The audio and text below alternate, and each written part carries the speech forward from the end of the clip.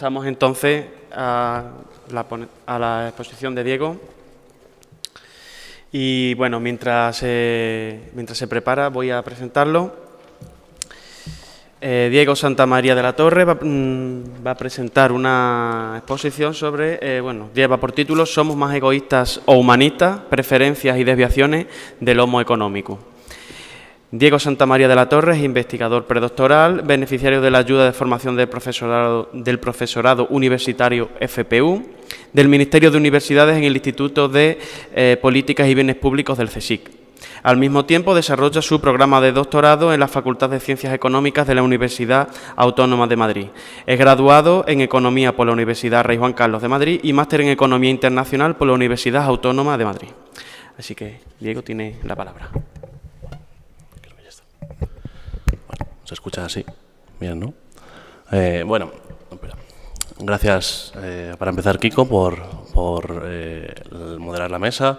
A la organización, a Fregenal de la Sierra, a la Universidad de Extremadura, a los directores Sigfrido, Kiko y Alberto, y a todos los ponentes por venir.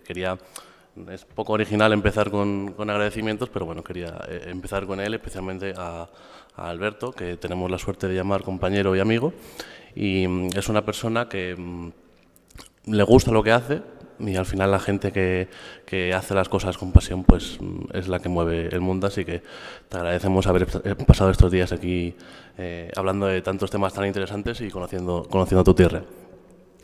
Después de haber estado aquí hablando de lo que dijeron Kant, Nietzsche y Víctor Hugo, me siento un poco impostor, porque la siguiente persona que va a aparecer es un poco profano para este lugar.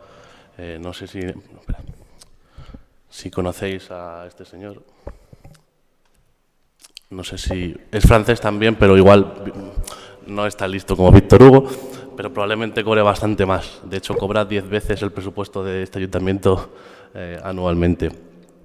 Si os preguntan a cualquiera de vosotros por qué os parece, qué valoración os merece lo que cobre esta persona porque genera un dinero, pero es verdad que técnicamente da patadas a un balón. ¿Qué opinión tenéis de que haya personas que cobren tanto?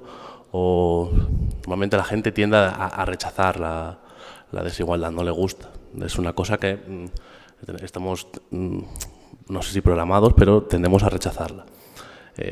Si os pregunto también por, Alexia Putellas es una futbolista también como este chico, pero es Balón de Oro también, bueno, él no lo es, pero no sé exactamente lo que cobra, pero al ser mujer, pues cobra muchísimo menos.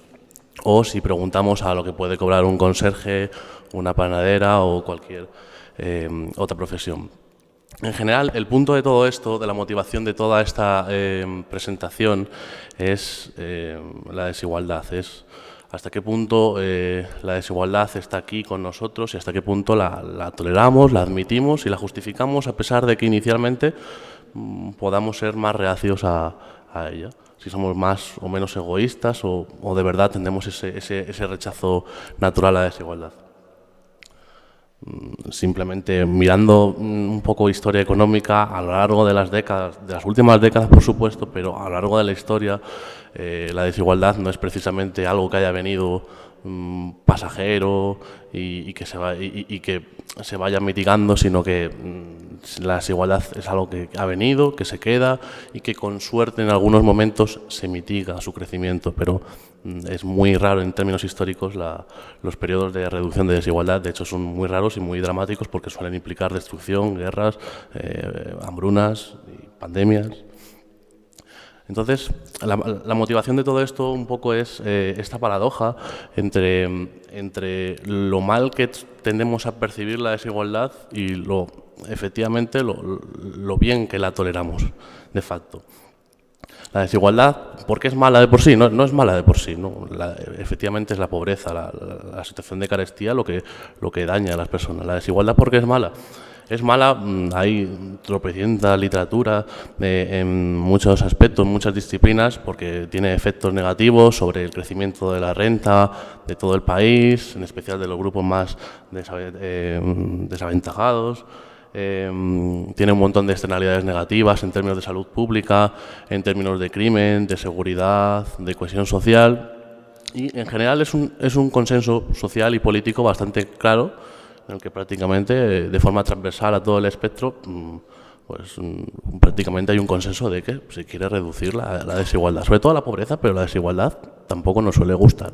De hecho, es el objetivo número 10 de desarrollo sostenible en la Agenda 2030. Pero, como decíamos, paradójicamente no pasa. Por mucho compromiso político que queramos tener, compromiso social, no es una cosa que haya pasado ni que tenga previsión de que vaya a pasar.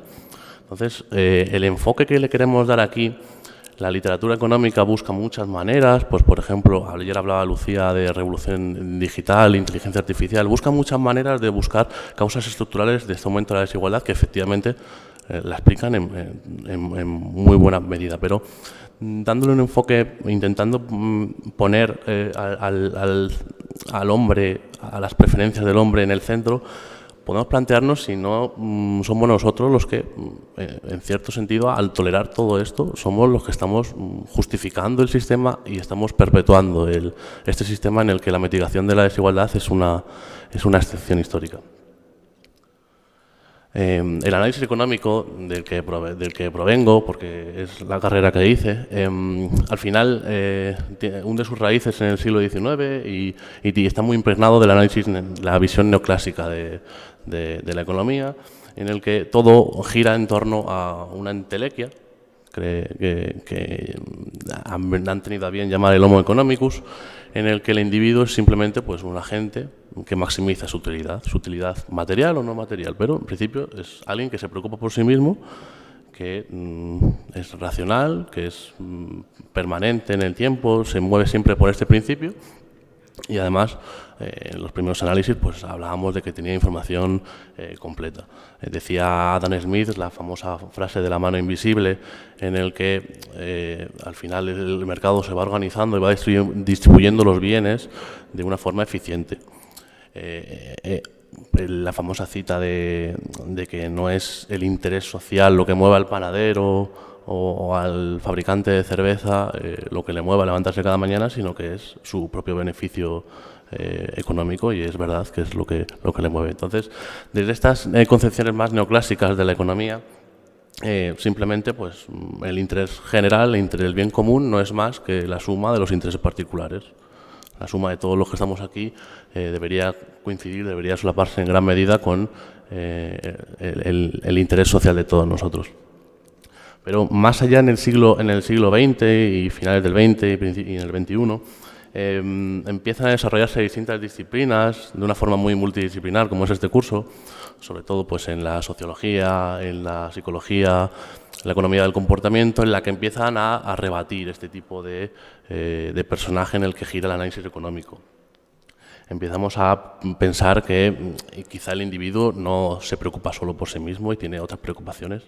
Puede tener preocupaciones por el medio ambiente, puede tener responsabilidad social, puede ser efectivamente averso a la desigualdad, puede no gustarle la injusticia, puede contemplar otras cosas en su función de utilidad que utilizamos siempre los economistas, una cosa muy compleja para llamar algo muy sencillo, una cosa que nos gusta mucho hacer a los economistas.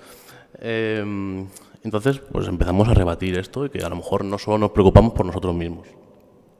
Cuando decimos que es perfectamente racional este individuo sobre el que pivota todo el análisis económico, pues quizá no siempre estemos con el control absoluto de nuestras decisiones. Tenemos sesgos a los que estamos expuestos todo el rato, de todo tipo. Hay sesgos, hay cosas que hacemos por rutina, sin que sea seguramente la mejor opción, la opción más racional, pero lo hacemos. Hay veces que somos impacientes o tenemos mucha hambre y tomamos una decisión en vez de otra por las circunstancias en las que tenemos. Hay muchos sesgos todo el rato. Y también estamos asumiendo que disponemos de una información completa, que creo que habréis podido intuir que no es así, que carecemos muchas veces de mucha información. Simplemente, si le pregunta a cualquier persona sobre cuál es el lugar en la escala de renta en la que ocupa, en un municipio, por ejemplo, la gente no suele acertar muy mal, suele fallar mucho la posición económica en la que ocupa. Por ejemplo, si la gente no es consciente, en España creo que una familia de dos progenitores, dos hijos, con un sueldo mayor de 43.000 euros, que no es mucho, estás en el 10% de la distribución más alto. O sea, estás entre los 10. Que es una cosa bastante contraintuitiva. No queremos señalarnos a nosotros mismos como el 10% más rico porque pensamos en Amancio Ortega. Pero 10% tampoco es tanto. De 5.000 habitantes de este pueblo son 500 personas, que es bastantes personas. O sea, tenemos estos sesgos al percibir la realidad. Por tanto, al final lo que vamos a hacer aquí es intentar explicar que el hombre tiene preferencias, es complejo al diseñar su visión del mundo, también al tomar sus decisiones económicas y, por tanto, intentamos poner en el centro del análisis económico también al hombre y no asumir como exógenas, como si nuestras preferencias, nuestros gustos fueran dados por una divinidad, sino que estamos en el centro de ello. En este sentido, a partir de aquí he estructurado la presentación en una serie de trabajos que están en mayor o menor grado de desarrollo y los que quiero intentar profundizar concretamente en cómo nos relacionamos con la desigualdad, qué actitudes tenemos hacia la misma. El primero de ellos es un estudio experimental. También una cosa que quería también traer aquí, aprovechando la arena tan multidisciplinar que tenemos, es que en ciencias sociales también podemos hacer uso de experimentos. Muchas veces de forma muy distinta, lógicamente. No tenemos un gran laboratorio de 27 kilómetros de diámetro subterráneo, pero de facto es llevar a sujetos a un sitio y exponerles a ciertas condiciones, intentando aislar de todo lo demás, intentando aislar algún efecto para ver si de facto eso tiene muchas ventajas al controlar, al limpiar otros efectos, pero tiene pues otros problemas en cuanto a validación externa y demás. Pero para también que hay otras metodologías que evidentemente exportamos de ciencias naturales o ciencias médicas también. Este es un experimento que hacemos con una encuesta online. Intentamos determinar qué condiciona nuestra actitud hacia la desigualdad. Y para ello lo que hacemos es categorizar en tres principales bloques estos determinantes, ya sean individuales, contextuales o en la fuente de la desigualdad. Este experimento es una encuesta online, como he dicho, que realizamos en noviembre de 2020, ya después de la pandemia, y muy brevemente, pues es un cuestionario sociodemográfico que preguntamos dónde vivía cuando era pequeño, qué percepción tiene de cómo era ese barrio y otras cuestiones de renta, educación, etcétera. También les preguntamos pues, esas preguntas sobre actitudes sociotrópicas hacia la desigualdad, también sobre cómo aversos al riesgo, a la redistribución de la renta.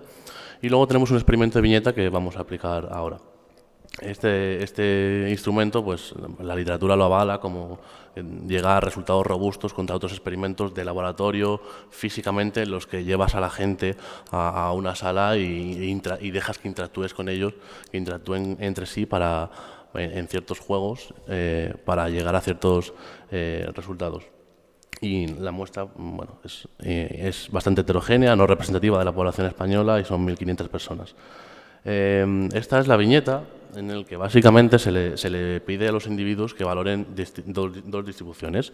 Se les dice que forman parte de un grupo de 4 personas, siendo ellos el cuarto miembro del grupo, y se les enseña una bandejita que está dividida en tres porciones. Cada una de esas bandejas tiene puntitos, tiene bolitas, que representan euros, representan cantidades monetarias.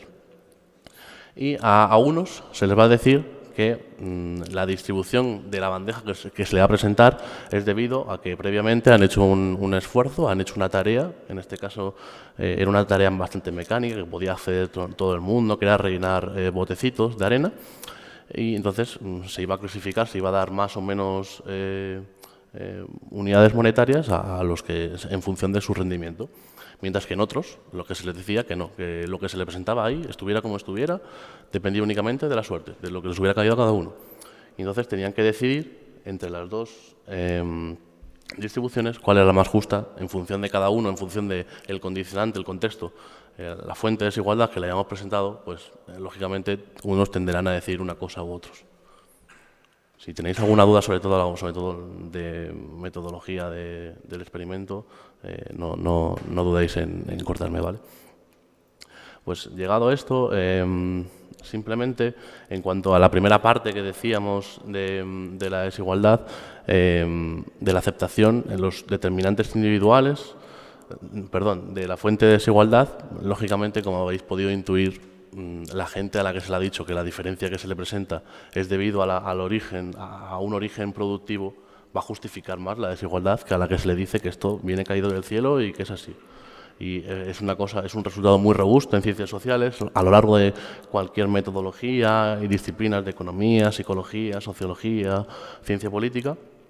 Y es que es verdad que solemos aceptar mejor la desigualdad cuando percibimos que es consecuencia por una diferencia justificada. La estamos justificando por una diferencia en ese esfuerzo. Pues, en esta literatura hay un principio muy relevante que es el de corresponsabilidad, en el que tendemos a justificar más aquellas desigualdades que sí son debido a algo que está bajo nuestro control, poniéndolo todo entre comillas, diciendo que nuestro control, nuestra productividad, nuestro esfuerzo cognitivo está bajo nuestro control, que luego evidentemente tiene una mochila detrás que no está todo nuestro control, pero intenta no justificar aquella desigualdad totalmente fortuita, como puede ser por sexo o por edad o raza o otra cuestión. Nosotros también encontramos efectivamente que se justifica más la desigualdad en casos de cuando se les dice que viene por una desigualdad en el rendimiento previo, en la tarea previa. Y respecto a los condicionantes individuales de su estatus económico, parece bastante intuitivo también que la gente rica va a tender a justificar su posición. No es simplemente por una cuestión de disonancia cognitiva de decir yo he llegado hasta aquí porque me lo merezco. Y no estamos entrando a valorar si es así o no, simplemente que la gente tiende a justificar más la desigualdad porque, bueno, en caso contrario de no justificarla, seguramente le genere un desasosiego interno de una disonancia fuerte internamente. Entonces, simplemente este enfoque de interés propio en el que la gente de alto estatus económico, socioeconómico, va a justificar más la desigualdad. Hay un matiz a esto que no es exactamente el interés material lo que le mueve, sino suele ser más que la gente utiliza principios, que la gente conoce principios de justicia redistributiva, pues puede ser más libertaria, más igualitaria, pero tiende a utilizar más el que mejor les sirve a su posición. O sea, tiene principios y criterios bastante ideológicos, pero intenta utilizar el que mejor le conviene en cada momento. Y uno de los estudios que tenemos, pues intentamos definir el estatus pues, con muchas variables que podáis imaginar, renta, educación, riesgo de pobreza, de exclusión social, y al final lo que más relevante resulta, lo que hemos encontrado más relevante es que las personas de alta renta justifican más la desigualdad que las personas que no tienen esa alta renta, y lo mismo para las personas con educación superior, universitaria o superior. El tercer bloque de condicionantes de este estudio, para terminarlo ya, es el del contexto, es el de la desigualdad, y es que podemos, aunque no haya un patrón general en la literatura, normalmente se apunta en muchos sitios en los que esa aceptación de la desigualdad suele ser mayor en sitios más desiguales, quizá por un mecanismo de asimilación, de aprensión, de decir, bueno, al final te acostumbras, como la rana en el caldero. Es un tema bastante difícil de hilar, de decir qué dimensión de la desigualdad es la que realmente te afecta, si es la desigualdad de tu pueblo, si es la desigualdad de todo el país, qué es lo que percibes tú, si es la desigualdad de que en tu trabajo percibas que haya alguien que cobre mucho más que tú haciendo un trabajo que no es tan diferente de lo que haces, pues es bastante abierto este campo y difícil de encontrar. En este caso, lo que encontramos nosotros, utilizamos datos regionales de desigualdad en España, un contexto muy heterogéneo en el que en general el sur tiende a ser las regiones más desiguales también. Y lo que tendemos a encontrar es que sí, en estas regiones más desiguales, sí tendemos a valorar más la igualdad, aunque no se rechace más la desigualdad. que en este caso parece simétrico, pero no lo es, porque le preguntamos a los individuos que valoren tanto la desigualdad de una bandeja como la igualdad de la otra. Entonces, parece que sí hay cierta querencia más hacia la igualdad en regiones más desiguales. También tenemos sobre esto algunos efectos combinados, en los que, por ejemplo, nos preguntamos si la gente de alta renta o de alto estatus justifica más la desigualdad cuando se le introduce esa causa de productividad. Es decir, si pueden ser más meritocráticos o no. Si al introducir el factor de la diferencia de productividad podemos decir que alguien es más, se lo merece más. Entonces, sí es verdad que encontramos que las personas de alto estatus son más sensibles a la introducción de esa diferencia de rendimiento como causa de la productividad. Podemos decir que son más meritocráticos que otros. Ahora que esa palabra también se ha puesto bastante de moda. No sé cómo voy de tiempo, pero bueno, voy a ir siguiendo. Voy a ir ya bastante más rápido, ¿vale? Otros estudios también que hemos llevado, pues por ejemplo, este es en laboratorio, no es online, es con papel y boli, en el que se les divide a los individuos que tenemos en dos, los sujetos A, que son decisores, y los B, que son sancionadores, y se les plantea 4 juegos que tienen que elegir. El A es el que tiene que elegir entre esas alternativas que tenemos ahí.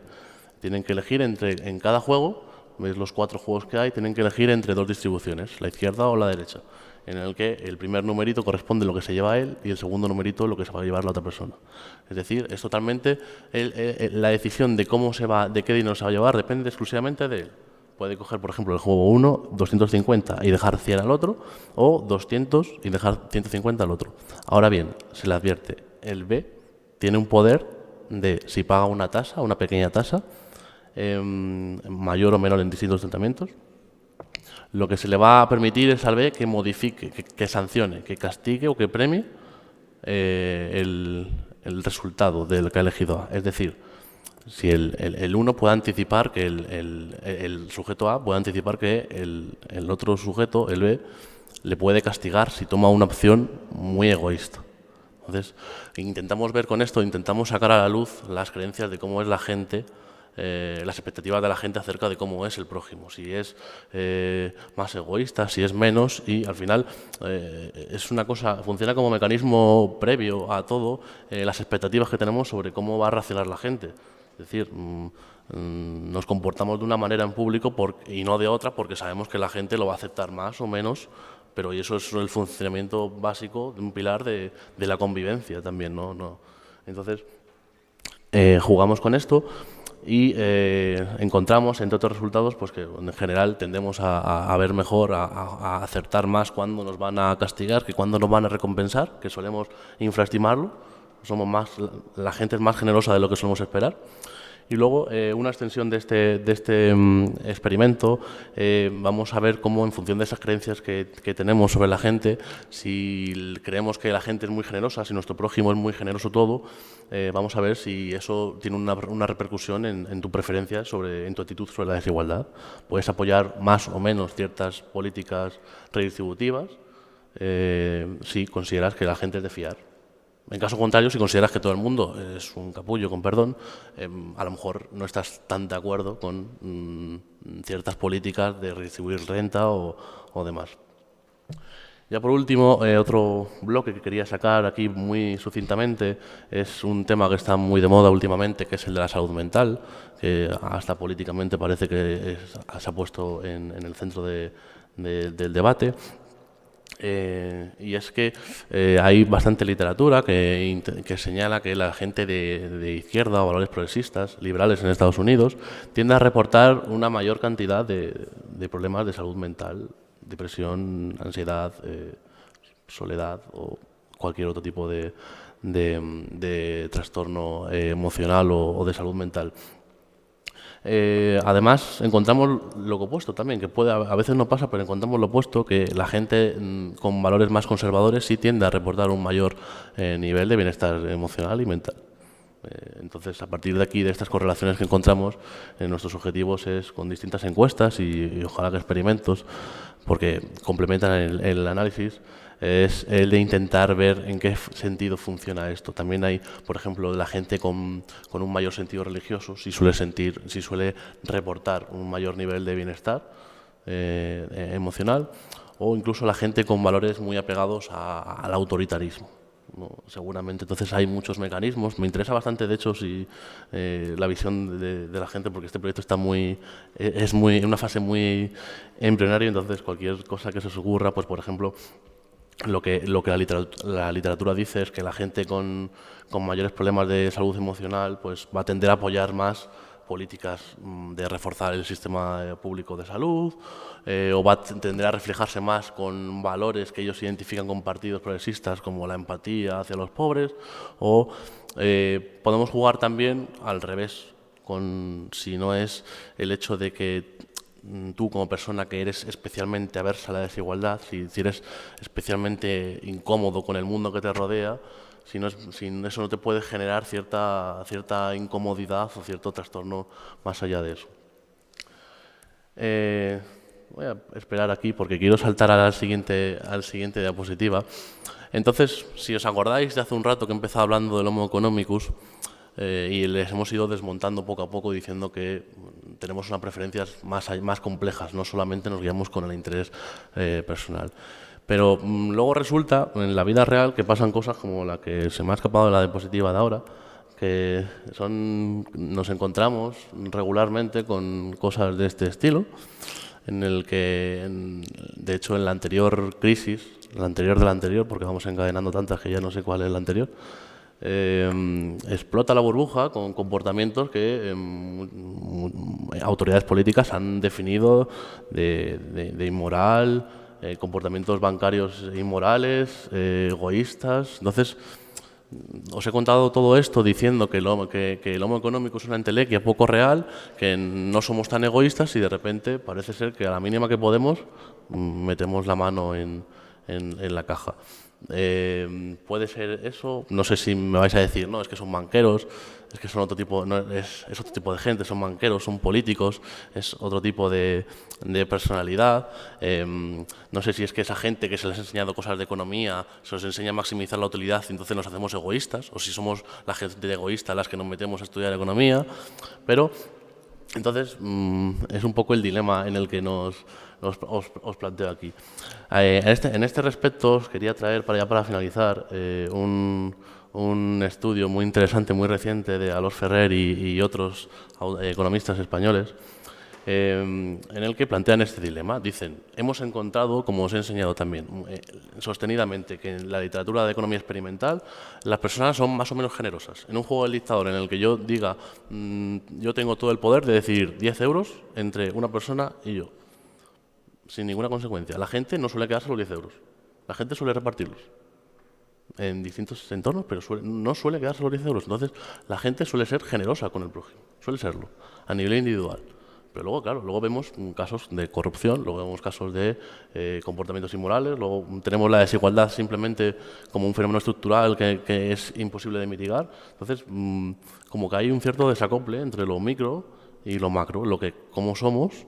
No sé si es la sociedad lo que nos está corrompiendo, y empezamos de aquí a hablar de Hobbes o Rousseau, pero hay un desacople ahí. En ese sentido, he encontrado un estudio muy interesante de estos señores que crean un juego parecido al del juego del dictador y lo llaman el juego del gran ladrón. Lo que hacen es someter en un laboratorio a muchas personas a juegos del dictador o de confianza, de estos que hemos estado hablando, y ven otra vez que esa gente, efectivamente, no es tan egoísta y que reparte, y que no se queda los 10 euros porque sabe que tiene una contraparte, aunque no tenga ninguna consecuencia, y lo reparte. Luego a esos individuos los separan en dos y les dicen, bueno, a unos son las víctimas y otros son los ladrones. Tienes la posibilidad de todo lo que han recolectado el otro grupo, de quitarles el 50% de todo lo que tienen, el 33% o nada. Pues creo que tenían una muestra de 32 individuos y solo 2 dijeron que nada.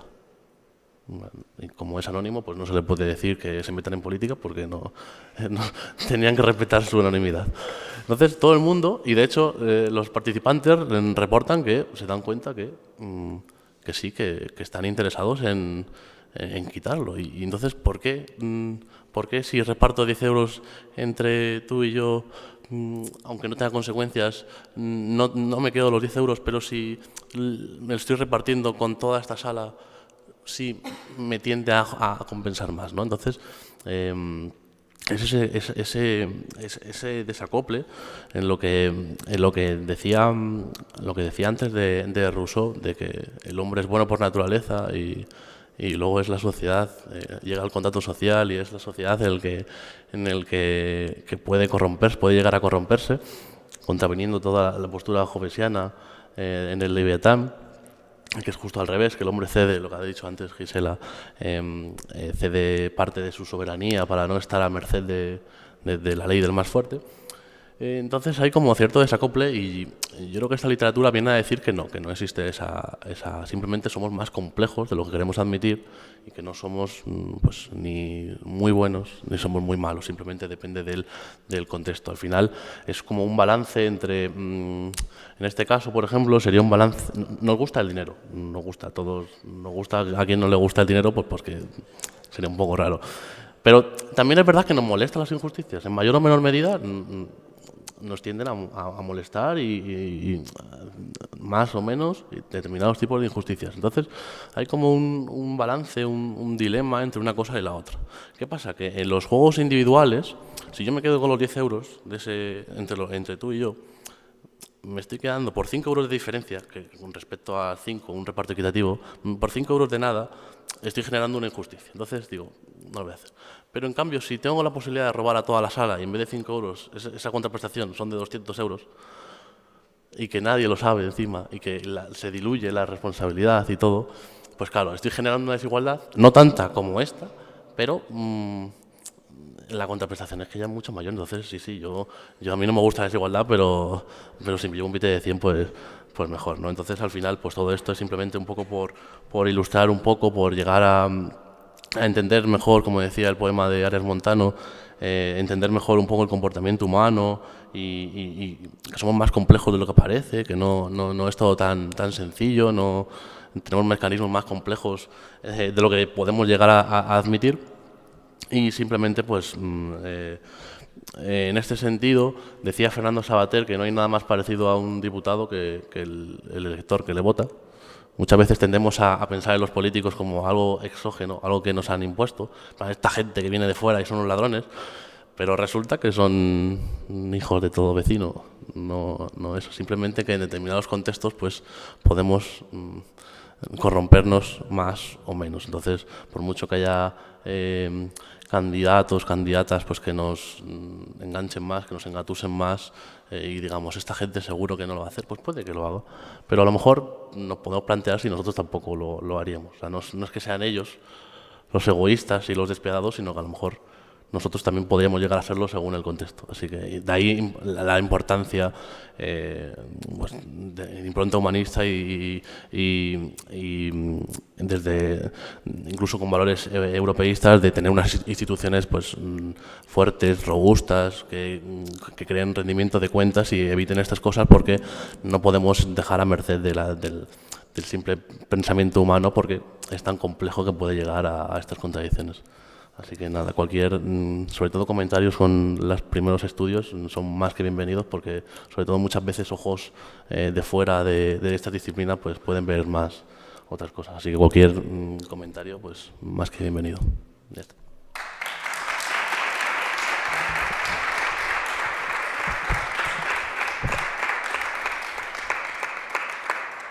Bueno, pues más que interesante la charla y bueno, de hecho ya tenemos algunas reacciones a ella. Antonio.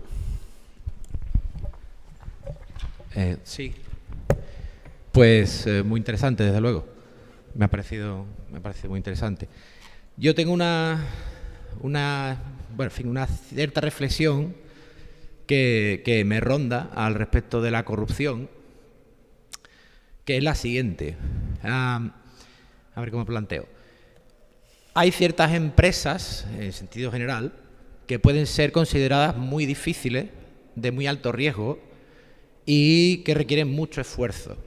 Poner algo en movimiento hacia una determinada dirección puede necesitar mucho esfuerzo. Bien, entonces, eso presenta una barrera ante la cual alguien puede decir, bueno, pues si no es por tanto X, yo eso no lo hago, porque no sé cuánto me voy a arriesgar, cuánto esfuerzo va a suponer, etcétera. Entonces, si no es por una recompensa impresionante, yo no haría ese movimiento ni llevaría eso a cabo. Ahora bien, la sociedad no tolera esa altísima recompensa, de manera que el mecanismo que hace que aquello escape es precisamente la corrupción. Por ejemplo, no estoy dispuesto a que se queden el 50% de mis ganancias en impuestos. No estoy dispuesto y por eso no lo hago. Ahora bien, si lo puedo hacer y me evado de los impuestos, entonces sí, porque la recompensa va a ser lo que yo creo que merezco de acuerdo con ese esfuerzo que yo estoy haciendo. Entonces pregunta la siguiente. ¿Es necesaria la corrupción para que la sociedad funcione, avance, etcétera? Porque es un mecanismo escapatorio para esas personas que, si no de otra manera, no harían a lo mejor ese tipo de proyectos. Entonces, claro, la primera idea es rechazar la corrupción, pero luego, a lo mejor desde un punto de vista pragmático, y esa es la idea que digo que me ronda, es ¿acaso no es un mal menor necesario para que ciertas cosas se lleven a cabo? No hablo de pelotazos, pero a lo mejor hablo de ciertas empresas, ahora sí en el sentido económico, por ejemplo, que si no es por una altísima ganancia, nadie decide poner en marcha, ¿no? Estamos permitiendo esa gran recompensa que permite que las cosas avancen. Por ejemplo, a lo mejor quizás ese es el modelo americano, de altísimas desigualdades, pero que de algún modo también es más ágil a la hora de creación de economía, creación de riqueza, porque permite que la gente se forre, vamos a decirlo, ¿no? Y por tanto la gente está dispuesta más a arriesgarse y a invertir que en un contexto que se reprime quizás ese impulso. Sigfrido también tiene la pregunta, entonces si quiere lo plantea ahí. Va al hilo de lo mismo. Que va al hilo. Y me surge además una reflexión al respecto de lo que estás comentando. Hace poco estuvimos en un encuentro sobre las relaciones Europa-América Latina que organizaba la Fundación Juste, aquí, la Fundación Juste, y Sonia Alda trajo una ponencia realmente interesante que enlazó con algo que lo que tú estás contando y con algo que también venimos estudiando desde hace tiempo con respecto a la América colonial, referido a la corrupción. Y Sonia Alda planteaba que uno de los problemas con respecto a enfrentarse a la corrupción es que lo hacemos siempre desde un punto de vista moral. Es decir, analizamos el problema partiendo del hecho de que es malo. Y eso nos distorsiona a la hora de entender el proceso de manera correcta. Y como científico, planteaba ella, que como todo proceso debe ser estudiado al menos tratando de abstraerse de esas consideraciones para poder entenderlo de manera correcta. En esa parte, en eso entraba que los estudios sobre cómo funcionó, ella decía que, por ejemplo, la corrupción en América Latina hoy día es una solución a problemas estructurales. No digamos bueno ni mala, una solución, que eso es la clave. Y a mí me trae al hilo algunos estudios que se vienen haciendo y en el que yo he participado, porque en la época que yo trabajo habitualmente, de época colonial, que finales de la colonia, principios del siglo XIX, la corrupción era galopante, una corrupción enorme.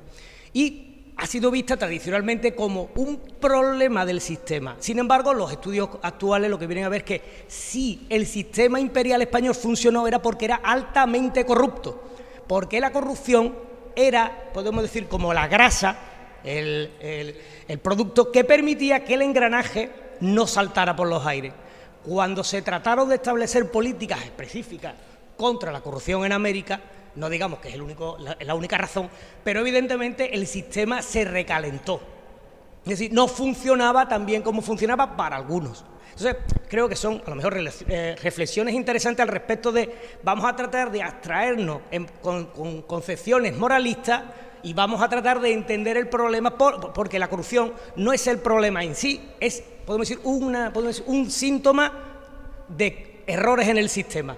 Porque, claro, los humanos, como además has planteado, tratamos de buscar nuestro beneficio, algunos de manera general y algunos de manera más particular. Bueno, era por sumarlo también a la... Gracias. María tiene también una pregunta. Solo es un comentario y porque estaba ouvindo hablar la corrupção como uma forma de desenvolvimento. E eu pergunto, olha, mirando a Europa do Norte, a Europa do Sul, a Europa do Norte, creio que não tem tanta corrupção e é mais evoluída. Sim, em todos os aspectos. A Europa do Sul, nós, portugueses, enfim, gregos, nós sabemos como é. Mirando o Oriente, o Japão, é dos mais desenvolvidos, lá a corrupção me parece muito baixa, porque o comportamento, e eu conozco um pouquinho, sei lá, tirar um pouquinho de dinheiro numa beca, é uma coisa complicada. Por exemplo, porque é uma postura, age com medo que o outro mire que estás desviando, etc. E é um país muito desenvolvido. Mirando lá a China, a corrupção, nestes momentos, é muita. Sim, se desenvolve, mas é uma situação, enfim, acho eu, muito grave para a China, porque temos gente muito rica e gente, claro, muito pobre, as máfias, enfim, prostituição, tráfico humano, que poucas vezes se habla, pronto. Lá na América, eu creio que temos duas situações. A América do Norte, também colonizada, eu creio que é menos corrupta que a América do Sul, porém é mais desenvolvida. Não lhe interessa que haja desigualdade, sem dúvida, mas tem menos corrupção e é mais desenvolvida que a América. São estas. E a África, por exemplo, também, se repararmos, há uma parte da África que também é mais corrupta e outra parte que é menos corrupta também, não é? E essa menos corrupta, eu creio que é mais desenvolvida também.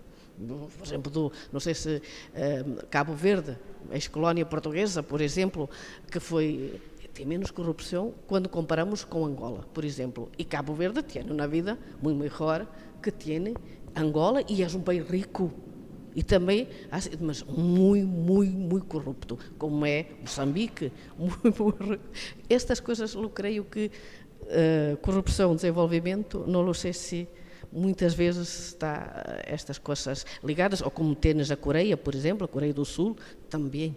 Eu creio que a sociedade se controla mais a corrupção e, no entanto, são grandes países tecnológicos, etc, etc. Gracias. Vale. Voy a intentar hilar un poco todo porque creo que hay un patrón bastante común en el hablar de corrupción como síntoma, no como un problema endógeno de que la gente sea mala y robe porque le parezca bien o sea un atajo, que en parte también es un atajo, pero como síntoma. Y de hecho creo que María ha hecho un monográfico repasando todas las partes del mundo en el que allá donde hay más corrupción el país está menos desarrollado y seguramente la relación sea al revés, que cuando el sistema no funciona, pues la gente necesita encontrar la grasa del sistema en otro lado. Entonces, justo en América del Norte, América del Sur, África, Europa del Norte, Europa del Sur, o sea, claramente son sitios en los que un país nórdico baja los niveles de corrupción no porque sean moralmente superiores, sino simplemente porque la gente percibe que el sistema funciona y como la gente percibe eso, no tiene necesidad de encontrarse otros atajos. Entonces, yo creo que es un poco ese síntoma y que me parece muy interesante esa perspectiva de abstraerse de esa visión moral e entender la corrupción como un problema más complejo que simplemente de una catadura moral u otra. Y con respecto al principio del tema de la corrupción, ha parecido súper interesante, súper atrevida, ¿no? El planteamiento de la corrupción, de que si sea necesaria, pues lo que hablábamos, de que si el sistema no funciona, puede ser necesaria. O sea, hablabas al principio de que hay muchas veces que la gente, las empresas o la gente se emprende en cosas en las que evidentemente necesita un rendimiento muy alto para que eso le compense. Y la sociedad, de forma arreglada y de forma moralmente aceptada, justifica, acepta esos, por ejemplo, las patentes, el funcionamiento de las patentes es básicamente eso. Hemos reconocido que has hecho un esfuerzo de inversión y de desarrollo y de investigación muy alto, entonces vamos a permitirte durante X tiempo tener el monopolio de esto y sacarte unas rentas extras por ello. O sea, la sociedad, de hecho, justifica esa desigualdad en base a un bien superior que es el haber conseguido, en este caso, por ejemplo, una vacuna. Entonces, existe. Que sea necesario también que en cuanto a nivel más micro, más individual, de la gente dice, es que trabajo mucho y se me va el sueldo en impuestos.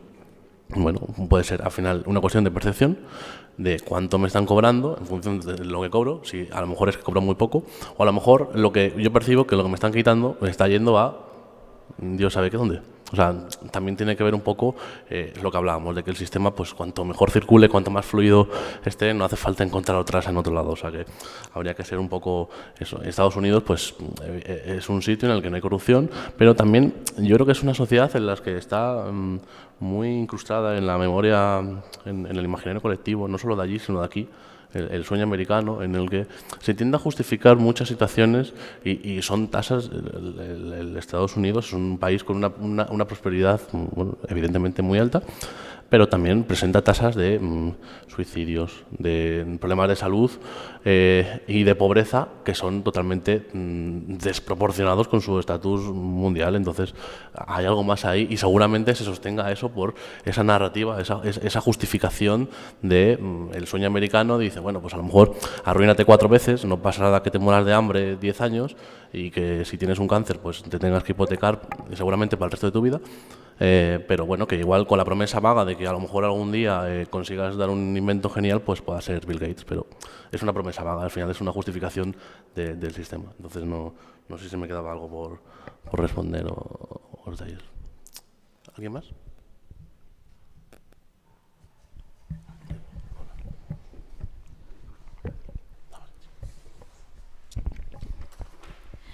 Buenas.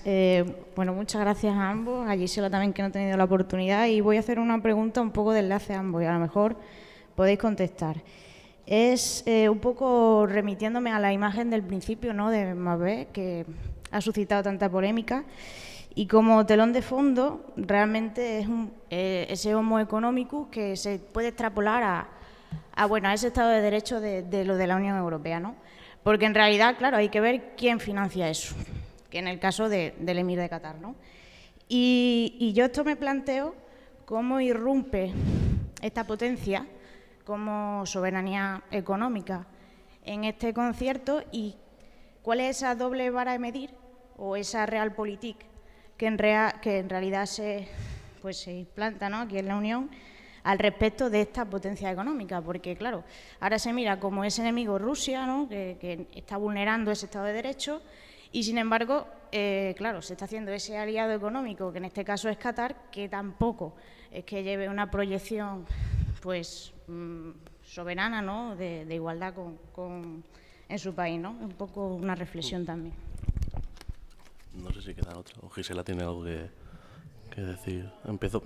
No, a mí lo que se me ocurre es esa hipocresía que tenemos muchas veces, de no solamente con quién financia estas cosas, sino simplemente con que el Mundial de Fútbol se va a hacer en un país mucho peor, una autocracia mucho peor que otros países. Bueno, mucho peor, no voy a entrar en valoraciones comparativas, pero al menos tan malo como otra en términos de derechos de minorías o de mujeres o de derechos humanos.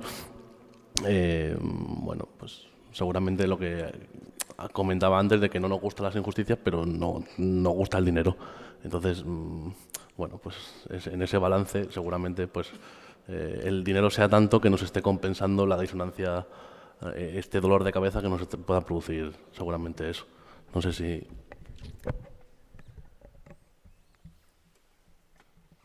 Sí, bueno, muchas gracias por la pregunta, por la observación, me parece muy relevante y como bien he dicho antes, pues bueno, evidentemente no se puede hacer una apología de que la Unión Europea sea perfecta, ni de que todo lo que hacemos esté bien, todo lo que hacemos sea, todo lo que se hace a nivel Unión pues sea siempre coherente o siempre la mejor opción o la mejor decisión, ¿no? Por supuesto, pues hay déficits de muchos tipos. Uno de esos es, pues, por ejemplo, quizá las relaciones, ya no solo a nivel europeo, sino también dentro de los propios Estados miembros, quiero decir, pues España con Arabia Saudí, todo este tipo de cosas que todos más o menos sabemos o conocemos, que pues nos hacen un poco quizá pues agachar la cabeza, ¿no?, en algunos momentos. No obstante, sí que es verdad que la Unión Europea pues está trabajando mucho por la promoción de la democracia y del Estado de Derecho en el exterior. En este sentido, por ejemplo, los nuevos acuerdos comerciales que se quieren llegar a tener con, por ejemplo, China Barcelona incluyen de manera necesaria y negociable pues el respeto por los derechos humanos en ese país, por pues el trabajo que no sea... no quiero hablar de esclavitud, pero bueno, me entendéis, ¿no? Un trabajo digno, unas condiciones dignas para los trabajadores, para las personas, etcétera. Y pues sí que la Unión Europea, por supuesto, es un estandarte de democracia y del Estado de Derecho en el exterior, ¿no? Y se ha intentado promocionar de muchas maneras mediante la política de vecindad, tanto en el este como en el norte en el este de Europa, como en el norte de África y demás. Sí que es cierto que creo que tu pregunta, bueno, tu comentario es realmente muy relevante. Y sobre todo teniendo en cuenta la crisis del Estado de Derecho que estamos viviendo dentro de la propia Unión Europea. Es decir, si tenemos Estados miembros que no cumplen con la democracia y el Estado de Derecho y los estamos permitiendo dentro de nuestras fronteras, ¿cómo podemos ir luego a un tercer país o mismamente a Rusia, ¿no? Decirle, oye, tus elecciones no son libres, tus elecciones no son justas, perdone, pero es que las elecciones en Hungría del 3 de abril tampoco lo fueron, ¿no? Entonces, en este sentido, vuelvo a mi pesimismo con el que terminé la presentación, de que la crisis interna del Estado de Derecho pues merma y resta mucha legitimidad a la Unión Europea a la hora de promocionar estos valores humanos, me atrevería a decir, ¿no? De la democracia y del Estado de Derecho en el exterior. Espero, sé que no es una respuesta muy satisfactoria, pero...